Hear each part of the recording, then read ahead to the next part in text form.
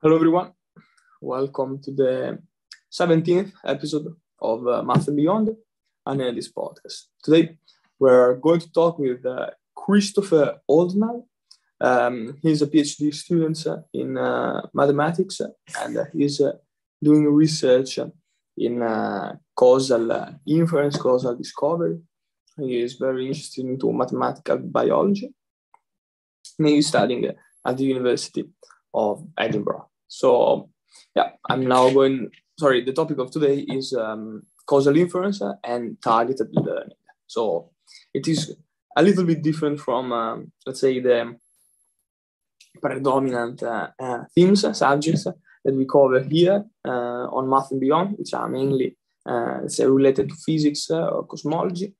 So, today we are a bit more onto the statistics side of it. So, I'm going to send him the invite and I will see you shortly. Hi, Chris. Hi, Christopher. Hi, Francesco. How are you doing? Hi, I'm doing fine. What about you? Yeah, I'm pretty good, thank you. Quite happy. I'm off on holiday today, so I can't complain. That's great. Where are you? So I'm in Liverpool at the moment, so down in my family home, and we're going to be going across to Wales this afternoon. So yeah, sort of in middle of England and then across into Wales. Okay, nice. I'm actually, by the way, I'm coming to Leeds on for the next academic semester. I'm studying there for fantastic. 5 months. Yeah. Oh, I was in Leeds yesterday, actually. So I do some community work on the side of my PhD. And it called me to go down to Leeds for a sort of conference/training event. So it's a great city. Because for my undergraduate, I was at York, which is about 45 minutes away on the train, so quite close by. Yeah, so I'm familiar with Leeds. But yeah, fantastic. Congratulations. Thank you. I know Leeds is a very student city, so they say a lot of entertainment and say. Yeah, we'll see. Yeah, you won't be bored. You'll have plenty to do. Yeah, I gotta be honest. It shows Leeds because of the mathematics courses that the departments of mathematics in Leeds has. So we'll see how to combine mathematics and entertainment. Yeah, I mean, there's plenty to do, and you can always find something to do as a mathematician in entertainment. We actually had very recently in Edinburgh some mathematicians do a comedy stand-up and try to combine mathematics and comedy together. So I'm sure in Leeds they'll find even better things than that to do. So really, okay, yeah. That's great. That's exciting. Yeah. Okay, I'm looking forward then. Great. So. Yeah, I gave a small introduction about you. I said you are pursuing your PhD studies at the University of Edinburgh in causal discovery. You are doing research mainly in this area. Also, you are enthusiast. You are interested into mathematical biology. Is that right? Yeah. Yeah. So maybe correct. I want to add, towards the end of the conversation, some. 2-3 chat about mathematical biology, which is I think a quite new concept to me. And the concept, our topic of discussion of today is going to be causal inference and targeted learning. Yes. So I think we can jump into it, and I would like to ask you first, what do we mean by causal inference? And we have the word causal, so we want to understand causal effects. Why are causal effects important? Why do we want to care about that? Yeah, of course. So if I may, I've got some slides. I saw on one of your other guests' slides, so I thought I might steal her idea and share some things, if that's okay. Yes. So I'll sort of just share that screen. So hopefully you can see that okay. Yes. So yeah, I guess as you say, the kind of first thing to kind of really think about when it comes to causal inference is why. What do we want to do? And I kind of wanted to motivate this maybe a little bit in terms of, and as you mentioned, a lot of my work is in biology and in social health. So it's actually because it's quite an easy field to kind of explain something. But imagine I want to look at the link between smoking and lung cancer, right? That's something that's, on the minds of quite a lot of people. And we want to know, okay, well, does smoking cause lung cancer? And, to most of us these days, that isn't a shock. That isn't a surprise, right? Because in our heads, when we go causality, we kind of go, well, this thing causes this thing. And so, ultimately, when we think about causality as humans, we're able to do this quite well. But that's only because of informed studies, actually. So it's kind of quite amusing. Back in the sort of 50s and 60s, so the 1950s and 60s, In this exact example, people did not believe this. People did not believe this arrow existed, right? So they thought smoking was a really healthy thing to do. There was lots of cigarette packets that actually had on the cigarette packets like the doctor's choice. So as in, that people would be sold these kind of because they assumed that it was something healthy. And it was only because one doctor actually got a kind of inkling and said, I don't think we're seeing like a strange sort of correlation. So that there's this idea of correlation within statistics, which is kind of quite familiar to most disciplines, I think, even in physics, psychology, this idea, we see two things, and if we measure two things against each other, we can sort of notice the trend changes in line with each other. And so a doctor kind of saw this and went, I don't think this is just correlation. I think this is what we can form as causation. And I guess we could spend quite a lot of time even just talking about the etymology of the word causation, because there's kind of lots of different fields that use it. So, in physics, there's a lot of things around causality, but that's actually around time and kind of looking at special relativity and all that kind of field. But then in biology and certainly in economics, this sort of developed more as what is one effect of something called an exposure? So here, smoking, and we can kind of think you can very nicely link that to I'm exposed to smoking, to an outcome. So what happens afterwards? And I guess this is kind of the pure motivation that back, when this study was going on in the 50s, 60s, this was kind of almost the founding to a certain extent of causal inference being used. So prior to this, we'd actually seen causal inference sort of just dismissed as a complete field. So, I don't know if you've ever heard of the mathematician Pearson. So there's a big publishing company called Pearson who make a lot of textbooks. So Pearson actually called the field inscrutable. So he said, we can't do it. We can't work out true causal effects. It's impossible. We shouldn't be trying to do it. So it's only actually over the last, 70 years or so that this field has really sort of come to fruition because this example, more than anything else, this is kind of one of the most novel examples of where we started to use what we started to think of causal inference. So this idea that we could measure one thing, we could measure another, and we could isolate that system and try to work out the effect. And then so forth, then economics kind of took it forward as a field. And slowly but surely, we've sort of morphed it into this idea of, well, if we have a question about how much something causes something else, we try to answer that in a true causal way rather than just an associational way. And hopefully that made sense. Hopefully I'm not babbling too much. Yeah, absolutely. But I would like to ask you now, I knew actually some, I think I was reading in some popular books about mathematics or statistics, I don't remember. And there was the sort of the tricky question, the tricky problem, stating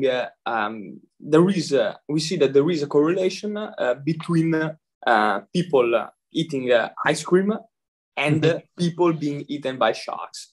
Okay, so there was this title. I remember this book highlighted a newspaper saying that I believe ironically saying that eating more ice creams leads to more people being eaten by sharks. So do we let's say, are we in this let's say field of thoughts? Okay, are we in this let's say framework? Yeah, exactly, and that's precisely what it is. It's a framework of sensibility. So the example that you're referring to, I actually quite enjoy that example. It's something I use when I teach students about basic association and the correlation. So as you say, the concept that like ice cream causes shark attacks is kind of quite ridiculous, right? But actually that's what we start to, we've built an exposure and an outcome in the same way that smoking and lung cancers come together.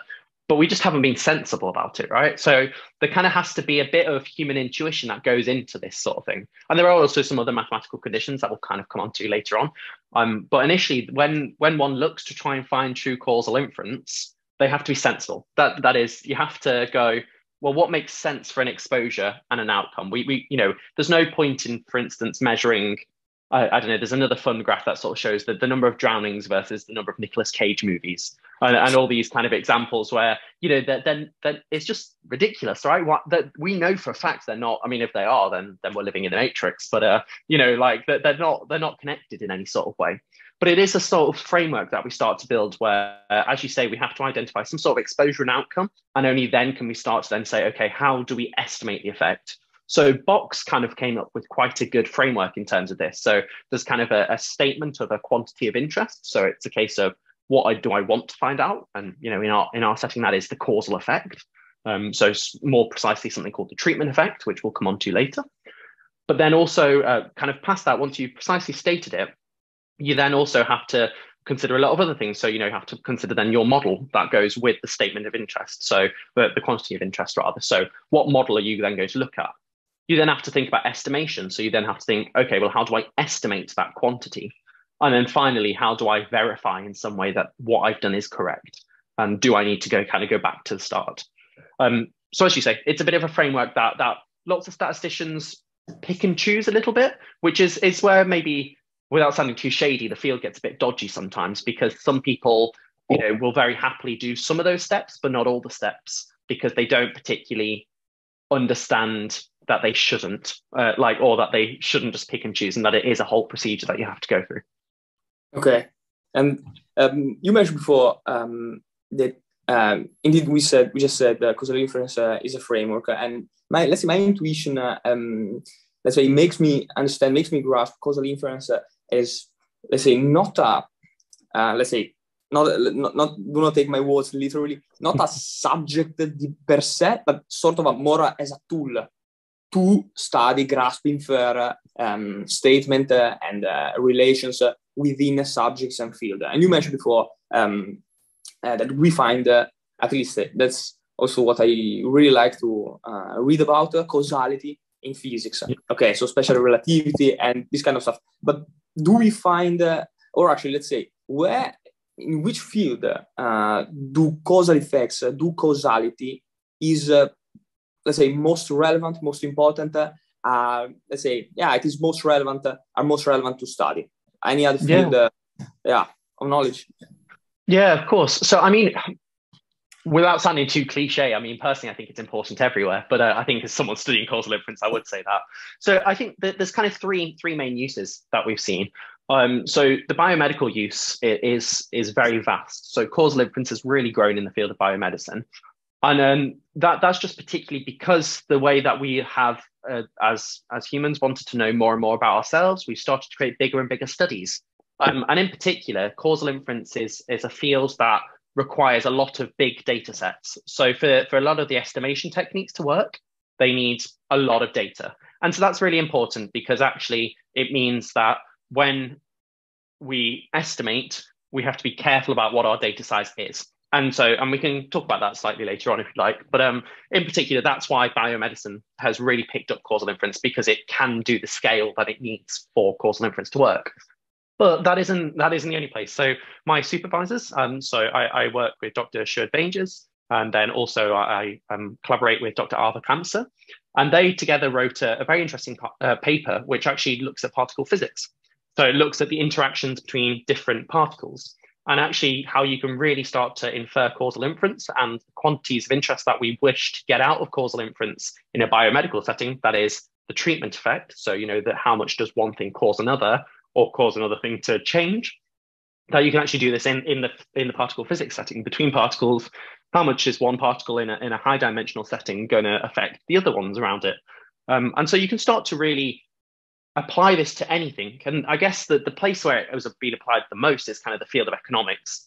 So economics really got behind. I don't know if you can really describe economics as an entire group of people, because I'm sure it's a lot more diverse than that.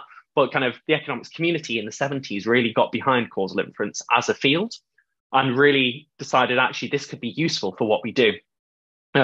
And so even still now in my research, when I'm developing things in the biomedical setting, a lot of the time I'm reading economics-based papers, that are trying to make financial inference or inference around the economy. Because actually, again, if you want to imagine you replace exposure with how much someone's being paid, and then in the outcome you want to place, I don't know, some sort of happiness in your job scale, well, that's another kind of economical-based question you'd like to ask, right?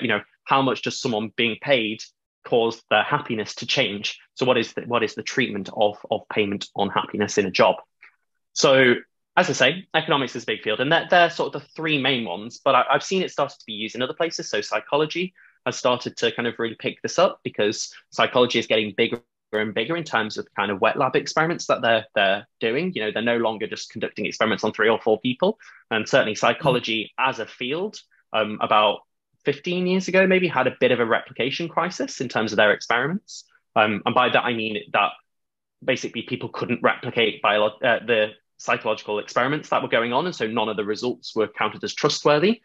So people really kind of needed new methods to help make sure that things were trustworthy. And so a lot of psychologists turn towards causal inference because it's this idea of, using big data to generate kind of more true statements, because the framework that it is built in is so robust in being so basic, because you have to be very key about identifying an exposure, very key about identifying an outcome, and very key about making sure those aren't influenced by other things, or that the other things are taken into account, that it's much easier to then replicate the results.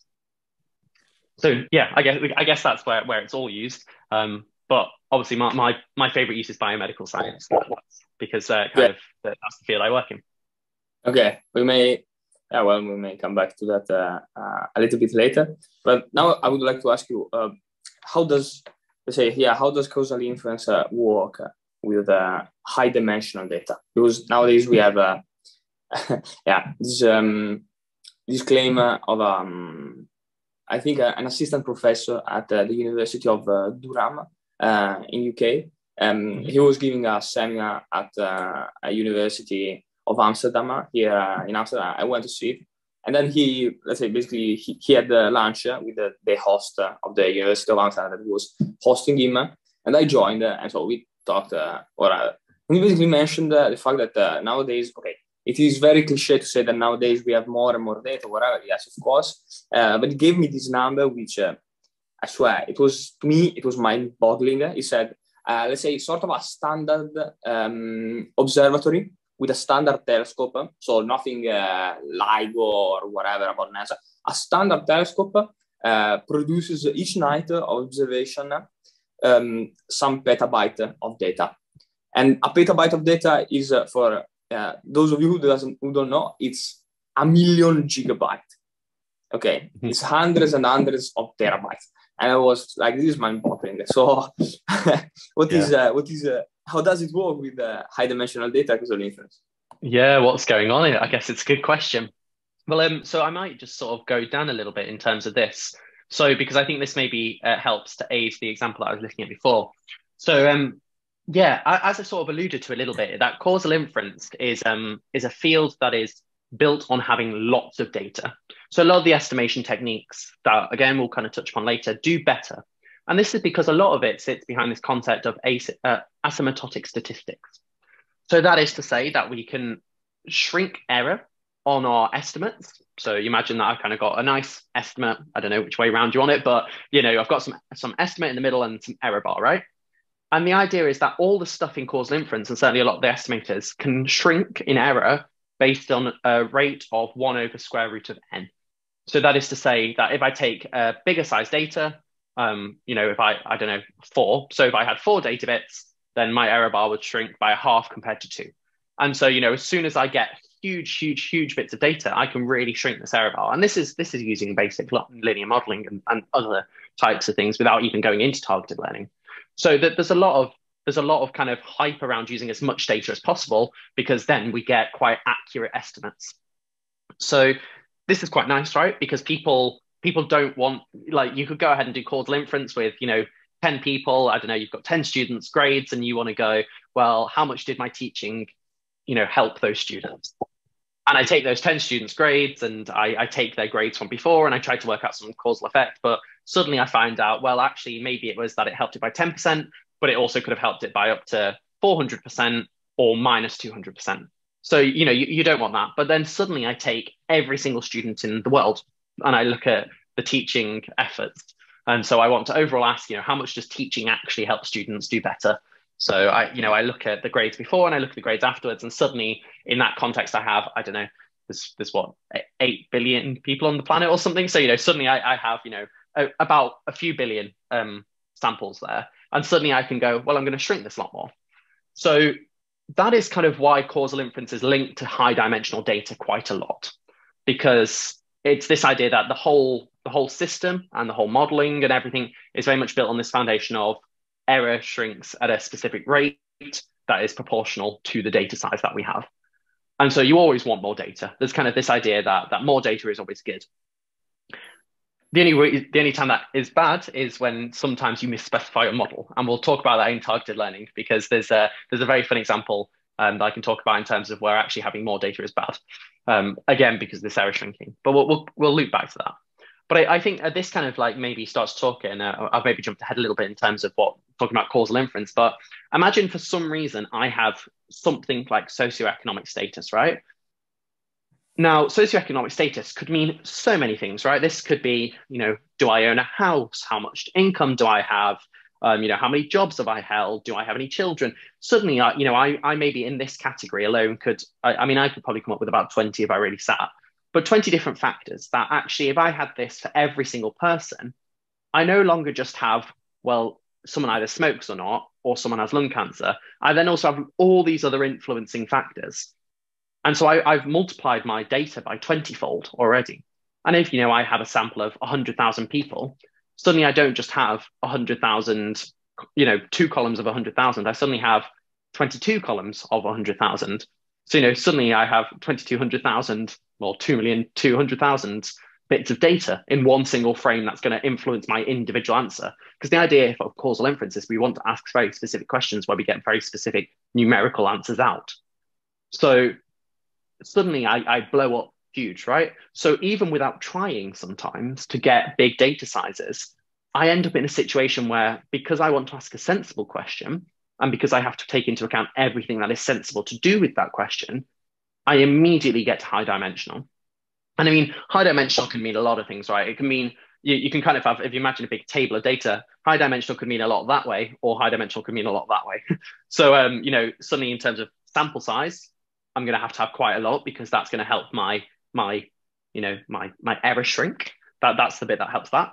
But then suddenly to actually get a good enough answer that takes into account everything, I'm suddenly going to have to add lots of other data points in that are related to the question I'm asking. So suddenly I get, it's gone from I can't even get it on the screen. I'm trying not to extend my arms too far, but we've gone from this to this suddenly.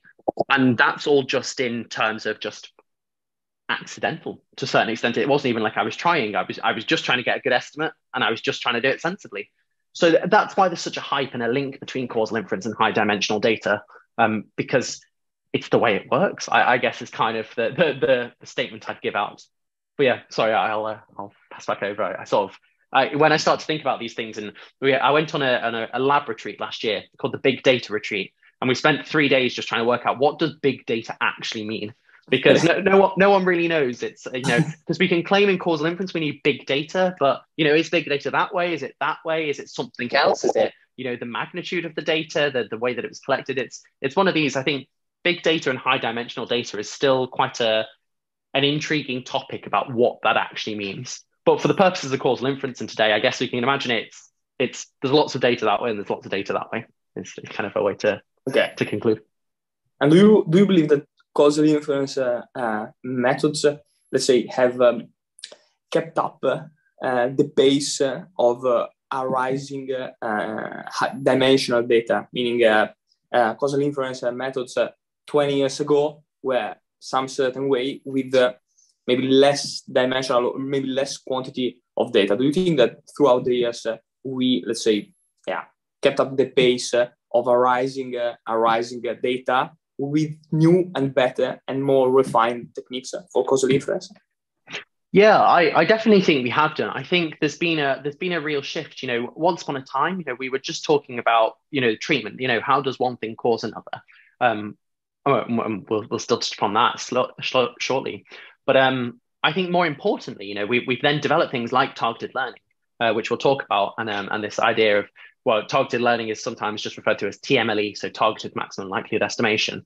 So in that sense, we've actually started to combine, we've taken this idea of, we can fit some models, and we've taken this idea of, okay, we know how to do high dimensional statistics, but now we actually have high dimensional data. So it's kind of funny that how math sort of works and trickles down in terms of the fact that, people were developing high dimensional statistics way before we could do anything with it.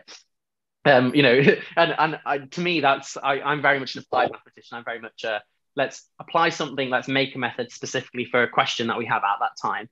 So I really do actually envy the people who can think in the way of, we don't know if this is going to be useful. We never know if it's going to be able to happen, but we're going to develop it anyway because it probably will help at some point. But all these theories of high dimensional statistics, how these things work, were created way, in the early 1900s. And this was before, as you say, what is it? I think 1990 was when we started to actually get a boom in data, when people actually started using computing devices on their daily basis. And even then, we were basically just creating a load of Word documents.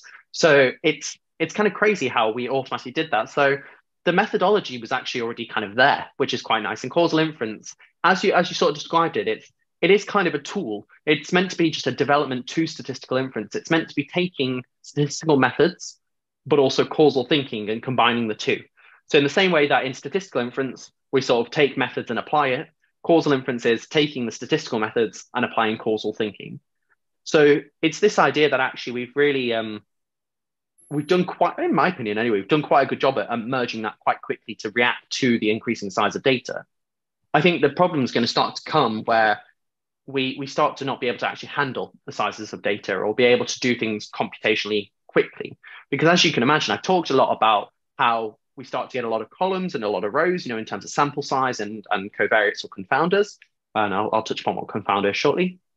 But the idea of these things getting involved is going to mean, we get big data. And as you said, that your observatory example, that's, creating a petabyte of data. Well, to actually process that, our high performance computing abilities can only go so far. Or at least certainly mine can, So in Edinburgh, we use a big high performance computer called Eddy. So Eddy is a HPC, and Eddy, we even have a specific section just for our genomic based tasks, because genomic data, that there is a few hundred terabytes of genomic data that come through. But even still, to be able to do sophisticated methods, that takes a while. Even if you are doing you're using the most amount of memory you can and are really optimizing your code, it still takes a while. And I think that's actually more my concern. My concern isn't that the methodology can't keep up, because I think the methodology and the kind of the implementation of it with the data is kind of being nicely aligned. It's more that I'm worried that we're going to start to get to a point where we have too much data to be able to do more useful things than what we can with actually the compute power that we exist. And I know there's this idea, I can't remember whose law it is, but there's this idea that we get faster and we get quicker every I think it's exponential growth of memory and RAM and basic computing devices. But even still, I think we're starting to see that it's slightly problematic. So I think perhaps the field needs to take a turn to how we can make methods that are particularly computationally efficient, but still doing better than what we were originally. Okay. You mentioned before confounders, and I would like to, let's say, go briefly over it. What do we mean by confounding variables? What is that? Yeah, of course. Yeah, so I mean, I've kind of, as I've said, when I was kind of talking about this data table, we were kind of talking about the fact that we might have lots of columns. And here I kind of mentioned in socioeconomic status, we might want to start to include in a model, does someone have a house? Do they have kids? How much money do they have? So, and that might be because I'm going, okay, well, if I'm thinking about smoking and lung cancer, so to go back to the example on the screen, that if I'm thinking about this, well, actually, I might go, well, how much someone smokes might be affected by whether they have kids. Certainly in the UK, there's lots of laws around smoking around children. That in a lot of places, you're not allowed to do it. For instance, once upon a time, you could smoke in a car. I think you still can of your own free will, but not if there's a child in the car. So if I have a child, that might then affect my smoking behaviors. But equally, I might have my socioeconomic status might mean that I live in an area with poorer air quality. And air quality has been associated to lung cancer, in terms of lungs not developing in the way that they should because of poor air quality. So these two factors actually kind of might cause both, right? Because actually, if I draw some socioeconomic inference, I might say, well, equally in the same way that if I have kids, I might be living in an area with better air quality because I naturally want the best for my children. So I move to a better area where I know that they're going to grow up healthier. So suddenly I have a variable that affects both smoking and lung cancer. And this is what a confounder is, because actually it's not a case of, smoking causes something else, which then causes lung cancer or vice versa. It's a case of, as in this diagram, we have something that's affecting both of the things that we're interested in doing the relationship between. And ultimately, this is going to make the relationship noisy because you can imagine, I don't think you can quite see my mouse. I don't know if you can, but you can imagine that if I look at lung cancer, there's what we call a backdoor path through to smoking. So I'm not going to just get to lung cancer through smoking, but actually I could go up to socioeconomic status and back down to smoking. So there's this kind of backdoor path that goes on. And so when I have confounders in my system, I have to be very careful because I might be attributing a relationship between my exposure and outcome to the exposure and outcome, when actually it's as a result of some other pathway that makes it from the outcome to the exposure. And this is problematic, right? Because if I want to answer some sort of question like this, how do we measure the effect of smoking on lung cancer with the influence of socioeconomic status? That's all fine. That's good, right? I can answer that question now because quite simply, I create some sort of basic linear model. And in my linear model, I go, okay, my outcome is lung cancer. So that's Y. I then have my smoking is my X. And, so this in this sort of high school way of Y equals MX plus C. And then I then say, okay, but also my X isn't just lung cancer. So I start to introduce some linear algebra. And I say, I can now create a matrix of effects and say, I'm going to pull in socioeconomic status and whichever way I measure it. And suddenly my outcome doesn't just depend on smoking, but also it now depends on socioeconomic status. And in some way, socioeconomic status interacts with smoking. So confounding basically is this concept of potentially some noise is in the system. And that's problematic sometimes, but it can be resolved that if we include it, then we're fine. Okay, how do we tackle? You just said that it is problematic, so logically, I'm gonna infer that we need to tackle this problem. How do we tackle it? How do we tackle these confounding variables? Yeah, so I mean, the easiest way to tackle it is just to try and think of everything and include it if you have it in your data set, right? So, if you can think of this kind of example, or I don't know, to go back to other examples, imagine I'm in a courtroom and I want to say, well, what's the impact of a certain jury on a verdict? So what's the exposure being the jury and the outcome being the verdict? But I know that actually the jurors themselves have some sort of connection. Well, I mean, this wouldn't be allowed. Let's call it a fictional court. But, they have some sort of relationship to the person who's on trial, or they have witnessed a similar crime themselves. So maybe there's then some sort of confounder in that situation. Well, actually, I could then include that, right? So I can then go, okay, well, this is the effect of that. And, they're going to make this decision because we know from before people who have seen similar sort of events tend to have this thought process. So there's just clever ways of manipulating and changing your data and including more data to make sure it's fine. When it's not fine and you don't have it in your data, that's when it's still a problem. And that's the kind of the bad part. So I think hopefully I might just skip ahead a little bit, but this is kind of the challenge, right? That you imagine I have something else. So I have other things that are unknown. And I really kind of want to emphasize that this is why I'm saying it's a problem, because sometimes we might just not know, right? What causes me to, I don't know, have cheese on toast for lunch? Maybe there's a whole other things. Maybe I smelt some cheese when I woke up, and I also thought about a memory from 6 years ago of my favorite cafe that I walked past this morning. Maybe there's a whole load of other stuff that happened, but we just don't know. And it's going to be impossible to measure.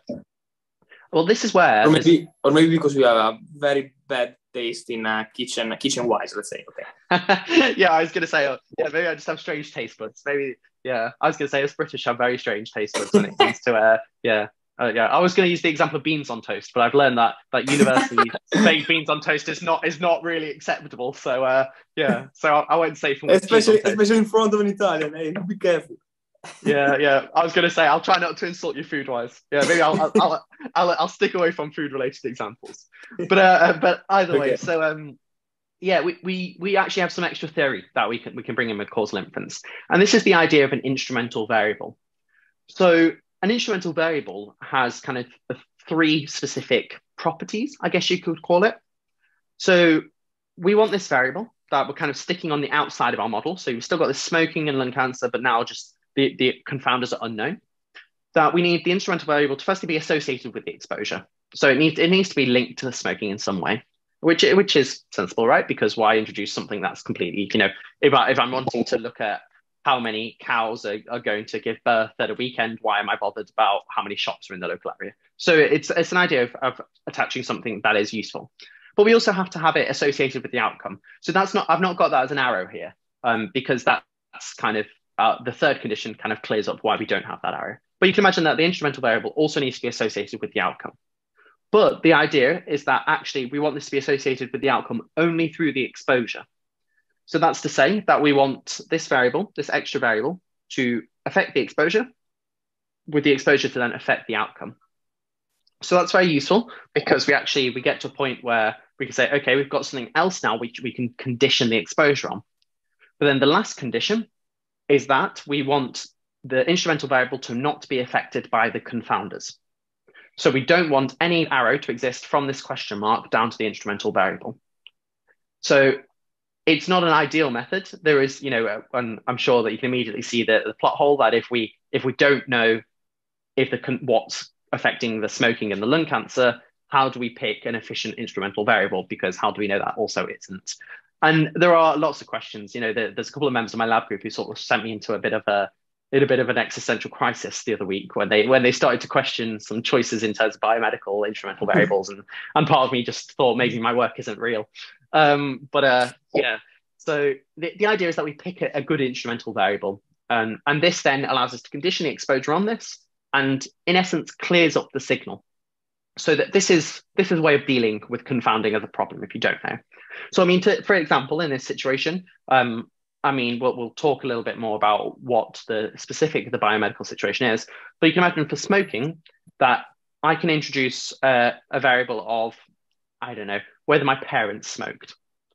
Because in theory, if I am an individual, and let's just imagine I've moved away from my parents and they have nothing to do with me. But we know that, smoking behaviors, when a child is being born, is growing within its mother, if the mother smokes, the child is then also more likely to smoke because of inherited behaviors. And that's a whole other field. But for instance, that in this situation could be a sensible instrumental variable, because whether my mother or father smoked isn't really affected by the stuff that's then affecting me smoking and my outcome of lung cancer, because it's actually someone else's behavior. And of course, you could then start to argue, well, actually, if I live in the same place as my mother or father, maybe there's some socioeconomic factor that then caused them to smoke, that causes me to smoke in the same sort of way. And then the whole instrumental variable approach kind of falls apart. But for all intents and purposes, that's what we can do. And that's kind of the best of what we can do at the moment when it comes to confounding. Okay. And that's with regard to confounding variables. Instead now, I would like to ask you if we can go on to some causal inference, let's say, methods. What are these methods? How do they work? And some properties of these most common methods. Yeah, of course. So I think the most kind of important thing to mention is this. So I guess this is where we get a bit more mathematical. So for anyone watching, don't switch off just because the formula. I promise it's not that bad. We start losing people. Yeah, I was going to say, yeah, you don't need any sort of causal model to tell that. I have people drop off normally at this point as well. But yeah, so in terms of standard measures, this is the sort of the go-to, the golden standard of quantities, as it were. So it's called the average treatment effect. And this is how we actually start to measure the exposure to outcome. So I guess when I was referring to the estimation step, when I was talking about box earlier in this kind of third step in its framework, this is kind of, I guess, what we mean by methods, right? Because we actually start to have some way of getting a quantity out. So what I've started to do is I've started to formalize this a little bit more. So whilst we've been talking about it fairly lucidly, I guess, if we actually start to quantify this, we typically look at a framework like this, 3 variables. As a mathematician, I like letters, individual letters, no words. That's always nice. So we can start to say, okay, I realize actually in this little box there's a little bit of a typo. These two things should be the other way around. But on the graph, if we have a confounder, X, and then an exposure, A, and an outcome, Y, and we want to answer the question, how do we link the exposure to the outcome? Then we have to look at some sort of target quantity. So the idea behind defining a target quantity is that we have to try and build a target quantity which has what we call an efficient influence curve behind it. So the idea of an efficient influence curve is it comes from a field called functional analysis. And functional analysis is as the word analysis kind of gives it, it's a kind of very foundational based mathematics. And it's this idea that if we have something that is an efficient influence curve, we can then fit any model we like to it, and we can then get the quantity out, the true quantity. But the implementation of the model of the influence curve is what kind of changes this kind of thing. So you can imagine I get a big big function that kind of says, this is what it should look like. I then have some quantity, which I can then say, okay, well, this is how we can estimate that influence curve. So like this. So currently we're still non-parametric. So currently I've not said how I'm going to do this at all. And then we then go on to say, okay, now apply some model. So what you're actually seeing here in this formula is we're seeing, well, if I take the expected values of y, given the values of A1, so imagine I have my exposure, and if we go back to the smoking example, A1 could be that I smoke, and A2, oh, I realize there's another little typo, this should be A2. So A1 is that I smoke, and A2 is that I don't smoke, right? And I want to know what's the difference between the two, what's going to cause, what's the average treatment effect? So if I smoke, am I going to get lung cancer? Versus if I don't smoke, am I going to get lung cancer? So just smoking as a whole, so to have some sort of level. And so I'm going to say, well, take all the values of y where I don't smoke, so condition them on it, but also include any confounder I like. So I'm imagining here there's just one, but you can imagine X could be a vector of lots of different confounders, so lots of different socioeconomic factors. So I'm now saying, well, conditioning based on that, I can then also calculate the same quantity for the case, if we imagine this is A2, where I don't smoke, and I also include the same confounder at the same measurement. So I'm then saying, okay, well, imagine that I have, I don't know, how much my house was worth or something. I don't know whether house worth is even relevant in this, but I then say, okay, for both, include that factor. So include it for the group that wasn't, and calculate the average of all these. So you can imagine I kind of get like quite a neat table, and you can almost imagine it in your mind that I'm just going, okay, well, look for the row where all the rows where I smoked, and then take the outcome, but also when I calculate the average, make sure I also include in my model in some way, because I start to build maybe a linear model. If it's kind of easy to think of y equals mx plus c, you can kind of imagine maybe I have y equals ma plus, or m1a plus m2x plus c. So I've got like an extra factor in my model. And I say, okay, make sure I include that, and then take the average, and then do that for all the people who don't smoke as well. And then I go, okay, now take the average over all the different confounders that I had. So initially I've kind of done this average, taking into account, all the different types of housing brackets. So imagine if we're talking about housing, I have some sort of categorical variable where everyone's house can either be, 50 to 100,000 pounds, 100,000 to 200,000, and so forth. So far I've taken the people who smoke, and I've grouped their outcomes then by these groupings of housing, and I've calculated these quantities, right? And I've done that for smoking and not smoking. I then take another average on top of that. So I then say from the, 4 or 5 measurements I have left of what the outcomes are grouped by housing bracket or housing pricing bracket, I then now take the average over that once I take these 2 groupings away. I don't know if I've lost you a little bit. Hopefully that sort of makes sense as to what's going on. Yeah. So this is, it sort of maybe appears easy immediately. I think certainly when we see expectations and things, we kind of just go, we're just taking the mean, we're just taking the average. So, but actually there's a little bit of sophistication that goes on in terms of when we do this. And the easiest way for anybody watching or for yourself to think is that if we have a table, we sort of have to highlight the table of all A1 and A2, so smoking and not smoking. I then have to group those by housing pricing bracket or any other way that I can group my confounders. I then take the average of those groups, take them away from each other, and then I average over all the housing bracket groups. And then that allows us, in theory, to get the average treatment effect, so we get the exposure to outcome. And as I say, this quantity is backed by the fact that it does have an efficient influence curve behind it. And I guess that's a whole other field that isn't particularly my speciality. But the idea is that means that we are getting what we should be getting out. So yeah, and now I can, I've talked us through how we do that sort of in a non-parametric sense by going and averaging the rows or whatever. But as I say, we can then actually start to put this into a model. So typically to actually estimate this quantity, so we could, if you really wanted to, you could sit and do it. But imagine I have housing pricing brackets that are like by £1,000 and I have 6 million people's records. If I sit and do the average by hand and try and group everything, it's going to take a while, right? So I can start to then kind of parameterize this. So I can use just a normal linear model and do a process called two-stage, just single ordinary least squares at this process, where I basically build a model that says y equals, m1a plus m2x plus c, so some sort of error. And then I then fit that model using, I don't know, R, Python, your favorite programming language, however, you would normally, and there's lots of these packages typically called OLS in some sort of way, so ordinary least squares, which allows you to do this, which will estimate this quantity through that model. Okay. Are there any, for example, challenges or limitation that we face, that you face when using ATE, average treatment effect? Any limitation?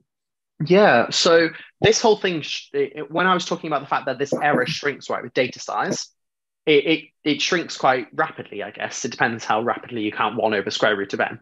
So just to kind of bring it back earlier, as a reminder, I was sort of saying that when we have a quantity like this and we want to estimate that I have a big data size, the bigger my data size, the more my error shrinks, right? So maybe I take the ATE, I work it out, and I use some sort of ordinary least squares method. And from the ordinary least squares method, I then go, okay, calculate my error via some sort of t-test, assuming normality in the data. So, I assume there's a nice normal peak of the means, and I calculate some basic quantity that tells me whether my result is significant or not, right? And you can sort of imagine that what I get is, if it's significant, I probably have quite a small error bar. That's kind of how these things, they're not directly in statistics work, but for all intents and purposes, we can imagine it like that. And so I might go, great. However, the problem with the ATE is all about the model specification. So as I say, you can go ahead and fit this with ordinary least squares, right? And that's assuming that there is this basic linear setup. So that is that the exposure affects the outcome in a linear manner, and the confounders affect the exposure and the outcome in a linear manner. But what if they don't? That's the kind of the next big problem, the next big challenge. So if they don't, then we could be what is very well known as model misspecification. So we actually start to apply a model to this setup, which is going to misestimate the ATE. And so we can actually see, there's kind of a few different simulations and stuff. I've unfortunately not included any, but basically you'll still get the shrinkage towards, like a nice significant answer, but it will not cover the ground truth. So it will not actually be giving you the correct value out. It will be kind of getting overconfident towards the wrong value because we've told it that it should look like the wrong model. So to motivate this, imagine I have some sort of exponential relationship. So I want to know, as an exposure, how many, an outcome, how many people are going to get COVID, and the exposure is people who visit or get the train. So if I'm on the train and, I'm sat with a completely filled carriage, the number of people getting COVID is probably going to be exponential, right? Whereas if I'm sat in a train where, there's maybe like one person sat opposite me and there's someone sat opposite them and there's someone, maybe that's a bit more linear because it's maybe, you can sort of imagine one-to-one contraction. But actually, if you've got a packed train, like back to like what it used to be like pre-COVID, where, you get on the train and you barely get space, then that could end up in exponential growth. And suddenly when I fit the ATE, if I'm telling it should be linear, then it's going to completely misspecify what's going on when actually it should be exponential. So that's kind of the problem with the ATE. And that is where I guess targeted learning comes in as quite as a useful bridge. Okay, so then I think we can jump into targeted learning. That you just introduced. What is it? How does it relate to causal inference? Yeah, of course. So I've got quite a nice diagram. It's a little bit confusing to start off with, but it's adapted from one of my lab group, Olivier, who is a kind of very, very fond and familiar with the framework. So I wasn't going to reinvent the wheel as such. I thought I'd take what he got and kind of take that. So I've done this in the situation of genomics, but this could be anything. But the idea of targeted learning is that we look to build non-parametric models. And by that, it kind of goes against most things that we expect. So a parametric model is anything that has any sort of parameter we can tune. So whether that's this coefficient that we, get out of a linear model. So typically, in y equals mx plus c, or however you were taught to, how to do basic modeling in high school. This m is typically called the beta coefficient in biology and in other things. So it's typically this idea that we can just pull off a specific parameter of the model. Whereas targeted learning is trying to dispense with unnecessary assumptions when it comes to modeling. So this idea that the 8 needed to be fitted by some sort of model, we could be misspecifying it. And so it's kind of a bit of an unnecessary assumption. So you can imagine that if I have some sort of real line which represents my actual probability of something, right? So typically, we're kind of quite familiar with the Gaussian curve in most scientific fields.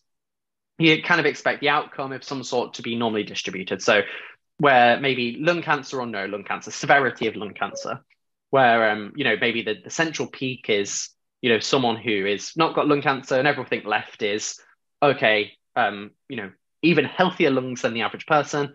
And on the right is less healthier lungs or some sort of cancer growth. Well, this forms some sort of probabilistic distribution, right? The probability of sitting somewhere and having that outcome is the true distribution. But as I sort of said, imagine we live in a world of chronic smokers or lots of people around. And so actually it's not linear in the sense that the people will develop lung issues or not have lung issues in an exponential or some other manner. Well, I could take, and I've kind of put like a DNA here. So that's because I work in the DNA setting. And I could take a basic linear model. And this is kind of a set of all probability distribution spaces. So this is the idea that we can take every single model and there's just one big overall mapping space of any probability distribution that I could like. So whether that's, I don't know, normal, binomial, I was going to say Gaussian, but that's normal, all these kind of things that we're quite familiar with in terms of modeling, like they kind of sit in one big space. And I can maybe choose a linear model, right? And then I go, okay, that's cool. And I actually get somewhere that's not correct, right? So because maybe this is a misspecified model. Well, the idea is that what we actually can do is we can use a technique called superlearning, which is also referred to as cross-validated ensembles. And this is the idea that actually we don't have to just pick one model. So nothing can ever be truly non-parametric. It's kind of a bit of a catch-20, I can't remember what the phrase is. It's a bit of you get caught in yourself, basically, because we want something to be non-parametric, but we can never make anything entirely non-parametric. We're always going to have to use a model at some point, and a model inherently is parametric. So, but we could use lots of them, right? So imagine I pick my 10 favorite models. So maybe that's a nice linear model. Maybe it's some new machine learning algorithm like XGBoost. Maybe, I don't know, it's some sort of highly adaptive lasso. And then a whole other load of things. I get all these and I take my data and I go, I'm going to take my data and I'm going to split my data into, I don't know, 10 chunks. So imagine I have 100 people. I'm going to split it into 10 groups that are all randomly assigned. So I've got 10 groups of 10 random samples. So 10 random groups of 10 random samples. I then go, okay, I'm going to run every single model that I picked to go into my library, into my superlearner on each section of the data. So I take the first 10 and I run the linear model, I run the XGBoost, I run the HAL, I run everything else, and I get some sort of outcome, right? So again, I'm trying to just pull off the average treatment effect, and each of these models can be shown to have some sort of way of doing that. So I do that, right? So for all intents and purposes, and just kind of believe me that you could do that, and you could get a quantity of interest out each time. So you could get this ATE out each time, and I do that for the 10, and then I do it for the next 10. And I run it again, all the models again. And I keep on doing this for all how many folds of data I have. So individually, what I actually have is I have a kind of like, imagine I have 10 models and 10 sets of data. I now have a 10 by 10 grid of answers, right? So I of what they think the answer is, if I apply that model to that 10, what I think the answer is for the same model for that 10, and so forth, and then for each of the other models. What I can then do is I can then cross-validate them. So I then go, okay, well, now let's cross-validate the linear model with the XGBoost within that same 10 and check what was the difference in answer. And I have to have some sort of quantity of which I do this. So maybe it's the root mean squared error or something, just some sort of way of quantifying how different they are from each other. And then I go, okay, well, I do that thing, and then I check the first one with the third model, the first one with it, and I keep on going. But I also then check it with every other model in every other fold. So I'm basically doing this 10 by 10 grid, and I'm checking every entry with every other entry. Then what I then get out is I then get out some sort of answer from a superlearner, right? So it's then going to say, okay, based on how well or how different this is from the other answers, I'm going to weight it differently. And then there is all sorts of other basic algorithms that you can apply at the end, where you basically give some sort of weighting to each of the answers. So it's kind of a way of trying to go, well, we think that because this one is closest to everything else, it's probably the most like real. So therefore we're going to upweight it. And this one's the least closest to everything else. So we're going to downweight it, but we also shouldn't discount it because it could be the real one, if that makes sense. So it's like a way of trying to, you're basically hedging your bets with everything so that there's no way of going, I'm going to overfit because, well, I mean, overfitting is still an issue, but there's also a way of going, well, I'm not going to accidentally misspecify my model because I've kind of taken into account everything I possibly could. And the idea with the superlearner is you throw in a whole library of models and that's it. You don't pick and choose. You don't go, oh, I think this data is going to be linear. Oh, I think this data is going to be exponential. Oh, I think this data, looks like a random forest. I go, that is it. And I just chuck everything in I can. And of course, that's limited by computational complexity because, the more models I run, more folds I split my data into, the bigger my data, the more time this is going to take. But this is then where actually the kind of the key step comes in. So that's kind of the first part of targeted learning.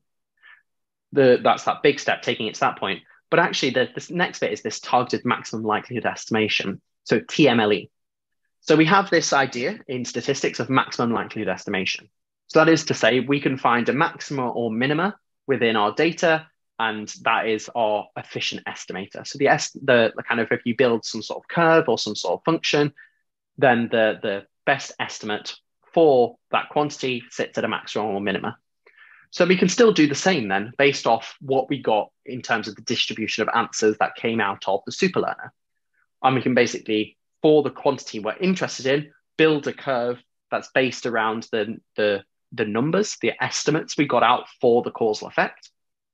And from that, then say, okay, imagine you do this with a million by million, and you split it into 10,000 folds each time. And suddenly, you're going to get a whole curve or distribution of what we think the true answer is. And so then I can then go, okay, well then create this curve that's meant to fit what we think it is. And from that, we then get a little estimate out, which hopefully is the best answer to the truth. Okay. And you mentioned the superlearning, right? Yeah. How does superlearning, let's say, is the relation represents, at least for what I could understand when reading into it, how does superlearning relates targeted learning and machine learning? Yeah, of course. So I guess it's superlearning is, machine learning is encompassed by superlearning, right? So it's this idea of that when we machine learn, we have unsupervised or supervised learning. And so the idea is that, we feed it some of the data and we let it build a model and then we test it, right?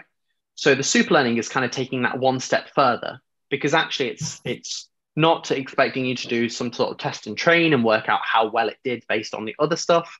You're having to cross-validate with every other model and every other thing. So, there's a whole library and classification of machine learning algorithms. So there's all sorts of stuff that I could put into this library, right, for superlearning. And so I can kind of take what machine learning was doing, but then also whatever machine learning algorithm I would have taken and done originally, I can then also take 7 others and do all 8 at the same time, and then check how good all 8 did across each other. So I guess superlearning kind of, you can imagine that like superlearning is like sort of tin, and inside the tin is the machine learning, which is the biscuit tin. Not to go too much. I don't know why I was interviewed, but yeah, like you can imagine that and I can take each of the biscuits and I can taste them if I want, but actually I can be given the whole box with everything in. And superlearning is kind of like being given a whole box with a selection inside it. And then in terms of how that then links to targeted learning is that the superlearning step allows us to create this kind of distribution of causal estimates for us to then do this sort of maximum likelihood estimation step over.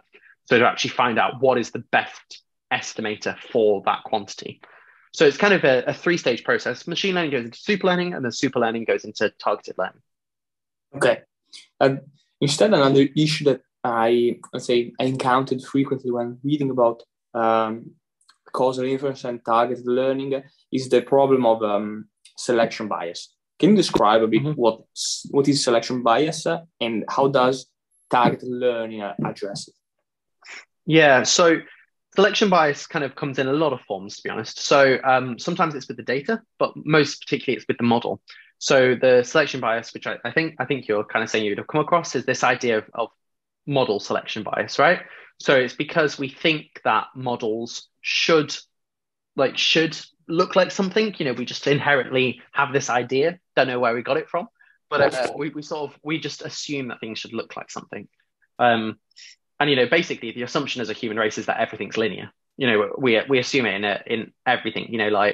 It's crazy. We look and we go, oh, I don't know, the price of a chocolate bar has risen by 3 times as much as it used to be, and that's, again, we're making a linear association. It's weird. We don't speak in very other models, and so selection bias occurs in that sort of form, because in essence we pick a model and we fit it to that model, and we just go, well, it has to be that, and here's a quantification of how well that model fits it, and that's that done. The other form of selection bias is also the data, right? So if we are wanting to test something in causal inference, then we might have to be doing lots and lots of testing. So particularly in my setting with DNA, we can't every single time test the entire genome against something because it's huge. It would take too long. So we have to be very specific about the ways that we actually cut the genome down and choose bits of the genome. Now, inherently, this is kind of quite a selection bias problem, right? Because we rely on biologists and geneticists to tell us, well, we have an inkling that bit of the genome is highly associated with some sort of disease. And so inherently I go, sure, or if I'm not a questionable individual, I sort of go, yeah, cool. I'm going to take that bit of the data and I'm going to run it on that and look for the association there. So that's a problem, right? And if you start to kind of put it more into the economical context, imagine I'm wanting to, I don't know, find out how much smoking affects lung cancer, but actually I only sample a group of people who smoke. Or I only sample from a place where I know everyone smokes. So for instance, if I went to a university, I don't know what it's like over where you are, but certainly in the UK, universities are known as quite not smoking hubs, but there's a lot more students who smoke. It's typically, social smoking or this kind of idea. So if I only then sample from that population, that is biased, right? I now have a problem with the whole system, because I'm picking data that I want to show my answer, and I'm picking a model that I want to show my answer. So that is kind of the encompassness of this whole selection bias problem. And targeted learning can deal with part of it, right? So targeted learning can make sure that the bias that comes from the modeling is no longer there, because I as long as I chuck in every model that I like that can go in and not have any pre-existing knowledge of what I think the model should be, then selection bias on that half is gone, right? But also the bias in terms of kind of the trade-off in terms of, the data and how good the data is to represent the answer and how biased my data might be, that can actually be solved a little bit as well. So I'll show you another little formula, which is kind of actually where it gets a little bit more complicated mathematically. But what we have here is we kind of actually have what this last step is doing, this targeted maximum likelihood estimation. So whilst we talked about superlearning and that being the part that kind of kills the bias that goes into model selection, the TMLE step is actually the bit that really kills the bias that comes from elsewhere. So what we have here is we have our target quantity, so that 8 of psi here. And inside this, we have, some sort of initial estimate, right? So I basically say psi of q hat 0n is going to be whatever I think my 8 should be. But in theory, if I subtract the true 8, so this is the target quantity of interest at the ground truth, then I'm left with 3 specific terms that I can split up. So I get the variance in blue here. So hopefully no one's colorblind watching this, but the middle term that I've highlighted. So that middle part is the bit where I just have to be able to form some sort of error, right? That's always the bit that's going to be the variance that I attribute for, and I go, here's the error bar. This is how much the answer might shift by. I then have the finite sample remainder, which is something that I'm just never going to be able to get rid of. So this is just not I'm sure there's lots of great work that goes out there, But in terms of finite sample remainder, for all intents and purposes, it exists and we ignore it. And that's probably my own naivety. But there's lots of people who do it, so I'm not alone. But then we get the remaining bias, right? So this is the bias that comes out of the model fits that I've done because of that, but also the kind of data that I've put in. So I have some sort of biased answer. So the difference between the ground truth and what I actually want. Now, this is the bit where the targeted maximum likelihood estimation comes in. Because as you can see here, I can start to go, well, I can differentiate with regards to this kind of D function that exists. And if I differentiate with respect to that, I'm then going to be able to create a nice curve where I can find a maxima or minima. So in the same way that maximum likelihood estimation finds a maxima or minima and says that the quantity is most accurate at that point. Or in other words, you can imagine that in calculus, when I differentiate something and I know at a maximum or minima, that's where the differential is equal to 0, right? So therefore, if I differentiate this whole thing, I just need to look for the point where this is 0, right? Because then if the function of D is 0 at a point, that means that the differential is no longer turning, which means that if I differentiate this whole thing, the difference in the differential between the true value and the estimate is no longer going to be affected by the bias. So we sort of can eliminate the bias in that sense. And then of course we'll be left with the variance. So these D star functions are slightly different, as you can see, because this is with regards to the initial estimate, whereas this one's the ground truth. So the ground truth variance we can never get rid of. That's something we can't. It would kind of almost be inherently wrong for us to try and get an exact answer and not say there's any error in it. People make mistakes. But this part at least is the bit that we can completely minimize.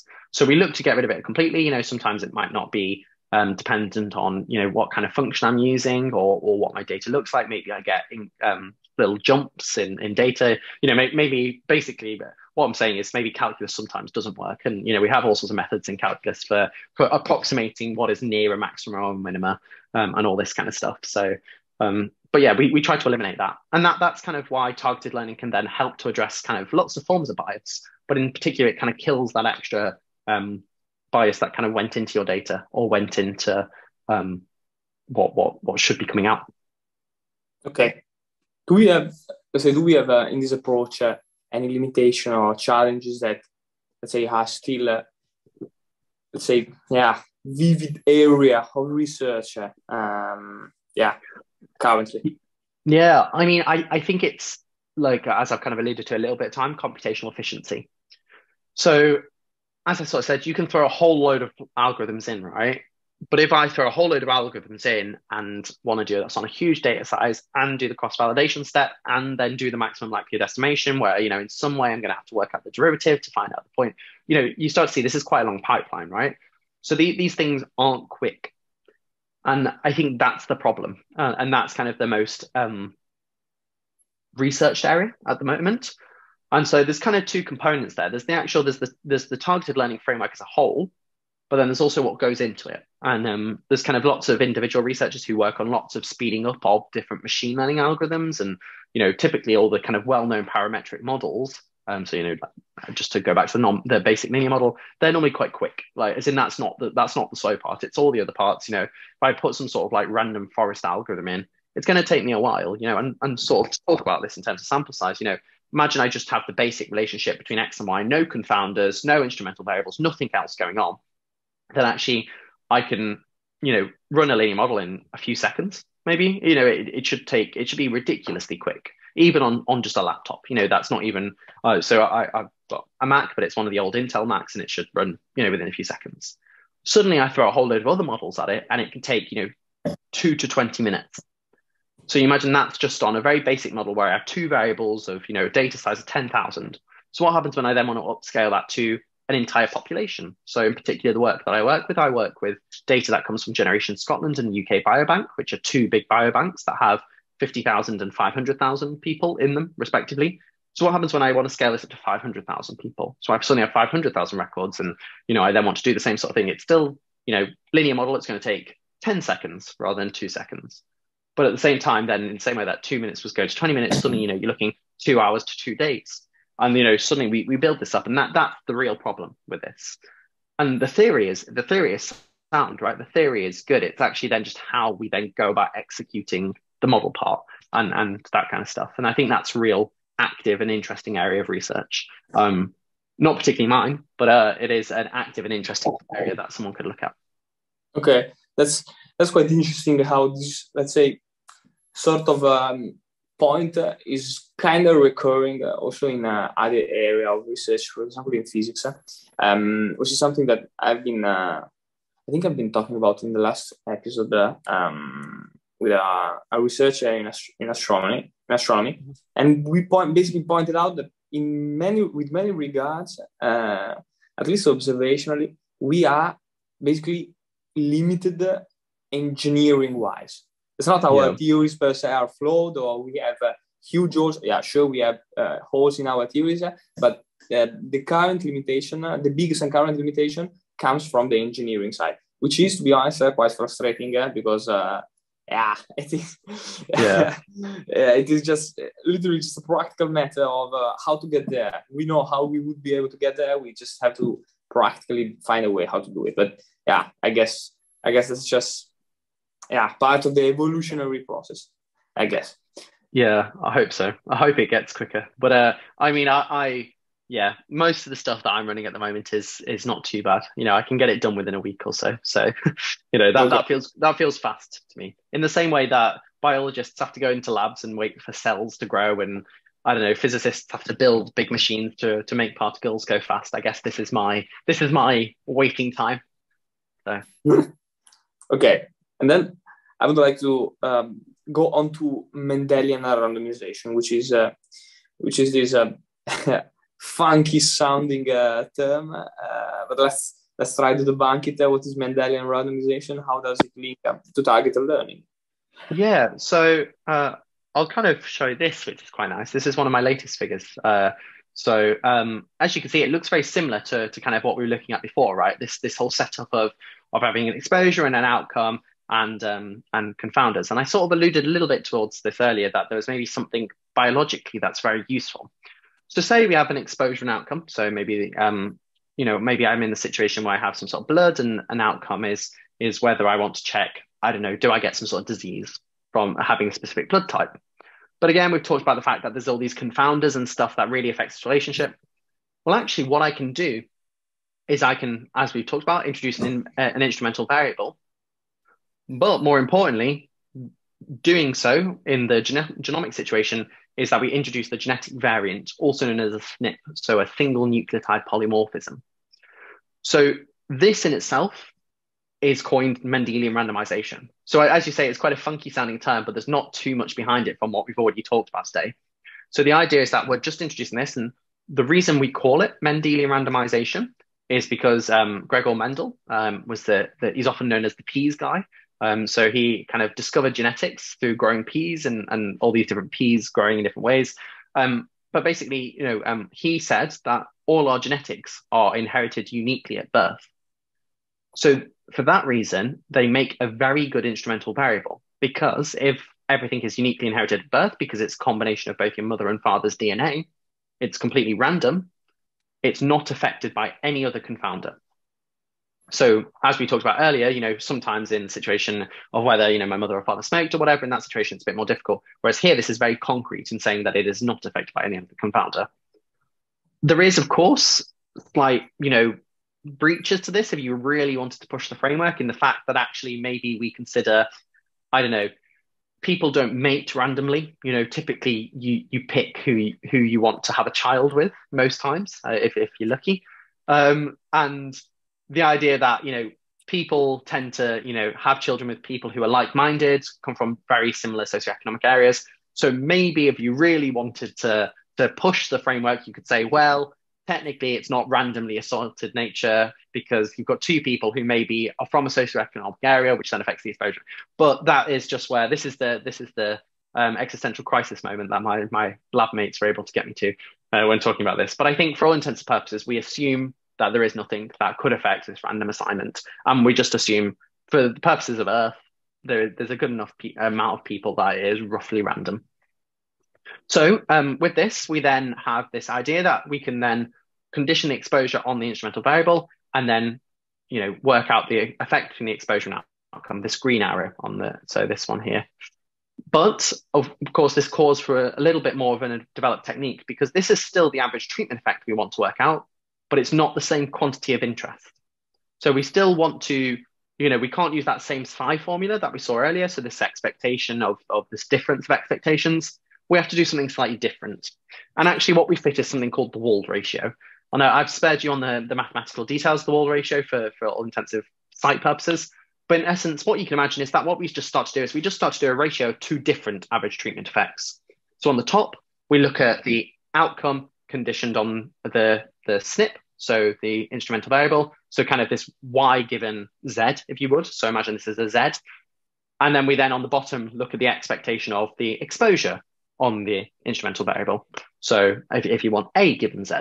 And we sort of just do a ratio of the two. And this kind of is a denoisifying factor. So we remove the noise that comes from the confounders and we get back the green arrow that we want.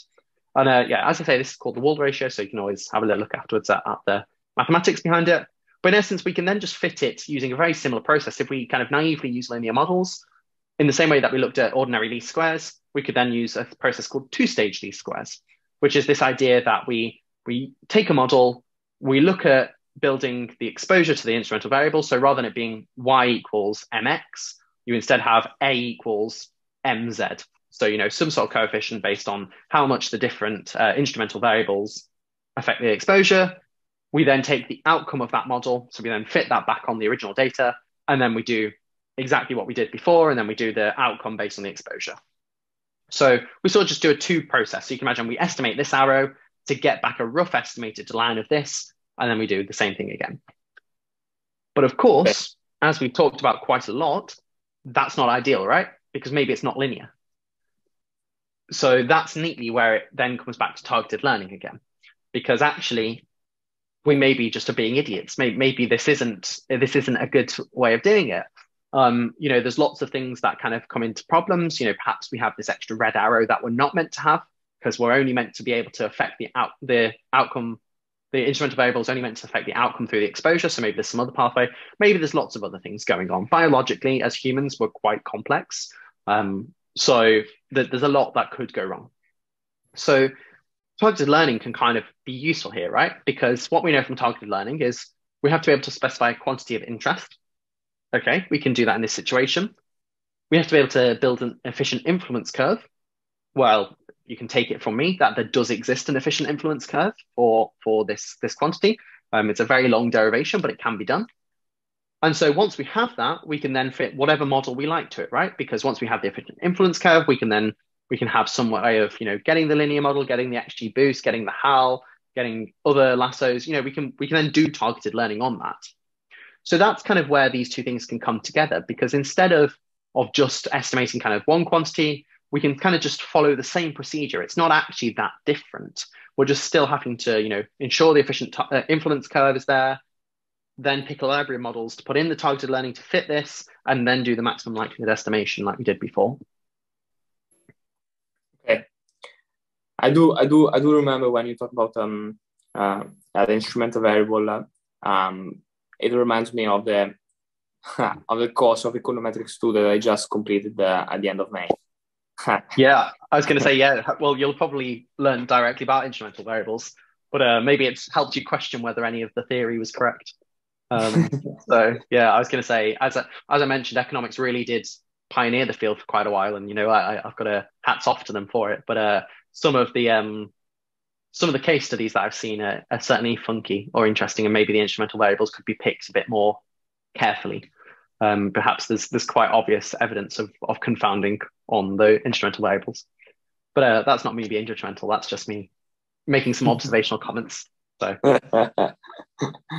okay, and instead, what about let's say, because you introduced targeted learning, and I would like to ask you how robust is as a method. Do we, let's say, consider it as significantly, let's say, better performing than, let's say, more common methods, for example, the methods that you mentioned before in causal inference? So, yeah, what are also the future exploitation and future uses that we can make of targeted learning. So where do you see this going into? Yeah, nice. Good, really good question. So the really nice thing about targeted learning is that there is some very good theoretical guarantees. So the theoretical guarantee is that it will perform at least as well as the best model in the library. So that is to say, if the linear model is the best model there, so if the thing, you've chucked a load of models in and maybe everything was just too sophisticated, and actually the linear model is the best model to fit the data, there is a guarantee that it will at least do as well as that linear model. So that's why I think targeted learning is quite good. Basically, what will happen is, when I was kind of talking about this weighting procedure where it kind of weights all the different outcomes from all the cross validations, in essence, everything will just be so significantly downweighted that if a linear model is the one that actually fits the data, 99.999% of the answer will come from that. And so therefore the error that you get is not increased. And so I guess this is why targeted learning is better than what's already out there, because it only can do better, or at least as good. So you're never going to do worse than if you just naively went ahead and put some sort of model on it. And I think that's quite a useful theoretical guarantee. And that's kind of good progress. And then in terms of kind of the other half, when you were talking about kind of developments that kind of need to come next, well, I guess there's kind of more, certainly from my angle. So in terms of what I actually look at is I'm looking at the situation where we have this red dotted arrow, right? So where actually this maybe isn't true. So we actually have the arrow in the system, the red dotted arrow here. So biologically, this is a situation called pleiotropy, but it also exists in multiple forms in lots of different fields. If that exists, we no longer have this kind of neatly defined quantity of interest. So kind of personally, my work in the future could be looking actually, can we try and identify a completely non-parametric form for the situation where we do have pleiotropy? So where we do have this arrow. So basically, in terms of combining targeted learning and Mendelian randomization, it can be done quite easily already.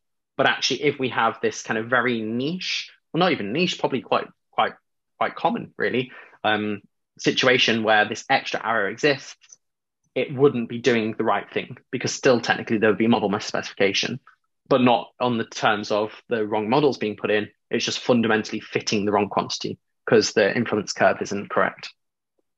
So that is kind of, I guess, where there's a little bit of a problem and some work by a group called Sun et al.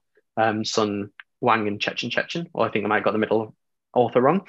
They kind of they've derived this efficient influence curve, but they haven't really shown it in a targeted learning situation because it's quite inefficient in terms of error and in terms of things. So, it's a very, if you try to do this, it'll probably take you a few years to make a run of it. So it's interesting that actually the more developmental side of targeted learning and Mendelian randomization and basic causal inference frameworks is this idea that actually we need to start developing more complex modeling setups, so more different causal inference setups, where these other arrows exist, and then going, okay, can we now make some sort of influence function, or does something already exist? So I think that's kind of a key area. And one important thing that I should have mentioned is we in causal inference always assume that the graph that we draw is a DAG, so a directed acyclic graph. So we'll never, with causal inference, or at least not under current causal inference theory, be able to deal with the situation where on the top the arrow exists. So where there's a confounder, maybe if the confounder went into this and then the exposure caused the confounder, if it kind of is a bit of a cycle, that can't be tackled. So maybe that's also, I don't know, something else to look into. But kind of the basic founding theory is that we look at directed acyclic graphs. So that's also important to mention. So just in case anybody runs any simulations and for some reason they're not working, it might be because your arrow is the wrong way. So okay. And I would like to ask you now a more, let's say, sort of personal question, let's say, reflecting your beliefs. So we talked about causal inference and then this framework of causal inference, and then we have been tackling the targeted learning. And as you, I think, believe these tools, exactly these frameworks, have been extremely useful in explaining huge range of, let's say, social phenomena, but as well as, I guess, physical phenomena. And I would like to ask you, do you believe, not do you believe, let's put it more brutally, math is invented or discovered? Interesting. Okay. I think, wow, that is quite a difficult one to answer. I think, in my opinion, maths is invented for the purpose of which we need it. I don't know. I think that's maybe quite controversial, but I think either is controversial to answer to. But yeah, I personally, and I think that's just because that is the way that I conduct research, right? Or that is the way I think about life and everything, right? In terms of when I'm doing anything, that we look for something, in this situation that I'm working in, we said, okay, well, what if the genetic variant doesn't just affect the outcome through the exposure? We've got pleiotropy. How do we go ahead and solve that? Then, okay, some of the tools already exist, but we have to build new tools, right? And to a certain extent, but then I guess that's on other foundations. Oh, I don't know. I could wrap myself around myself, but I think we certainly invent tools and we invent methods to work for us and to work for the situations that we see or for our own personal goals. Maybe the two are in the same. I don't know. Maybe in terms of invention, when maybe you could get a bit more philosophical. That technically, when we invent something, have we just discovered it? The discovery of the wheel, when someone invented that. I don't know. I think I think I'm more on the side of inventionism, though. I think like that we invent for the purpose by which we need it, rather than we discover by accident or for a future thing. But maybe a pure mathematician would disagree with me. I don't know. Okay, that's an interesting point of view in the, let's say, in the physics let's say world, let's put it this way, and let's say under a more common physics point of view, there is always the standard notion of physics is just, let's say, sort of a model that we apply to our physical reality. So at the end of the day, we are, at least this is a common point in physics. They say at the end of the day, we are not discovering anything. We are just, we are not inventing anything. We are just applying our mathematics. Okay, we are just applying the things that we discover, and we apply this model to our physical reality, and then we see whether it fits or not. So I gotta say that I probably am more of this idea, but again, I have I do know of many other people having many other controversial opinion about this, and I think it's actually one of the most interesting questions that you can actually pose to someone who studies mathematics. Yeah, no, 100%. Yeah, as I say, the pure mathematicians would definitely disagree with me. I think. I don't know though. Maybe. Yeah. This is why I stick to biologically grounded questions and and then hope for the best. So yeah. Okay, then I think we can wrap it up here, Christopher. Thank you very much for your time. It was extremely exciting. I have not I study econometrics, so let's say I kind of am involved in this kind of concepts. But let's say we have not actually. I'm in my second year, so we have never actually tackled causal inference, so causality, the causal effects, and I think it's actually, one of the interesting aspects of statistics, the statistics part of it. So thank you very much. Again, it was very welcome. Very enticing. Thanks for your time, and hopefully the next. There may be a next time in which we may discuss more mathematically biology related topics. It would be exciting. Yeah, so, of course. Absolutely. Good luck with everything. And we can end it here. Thanks everyone for following along with us. This was Math and Beyond podcast. I will see you in the next episode. Ciao.